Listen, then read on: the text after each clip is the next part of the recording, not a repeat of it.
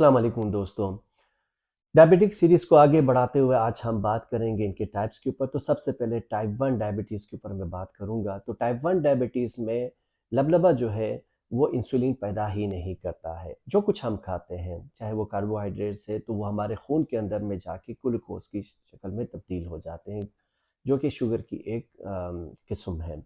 اور انسولین نام کی یہ جو ہارمون ہے یہ چابی کا کردار ادا کرتی ہے جو سیل کو خلیات کو کھولنے میں، تاکہ یہ شوگر ان خلیات کے اندر داخل ہو سکیں اور توانائی میں تبدیل ہو سکے۔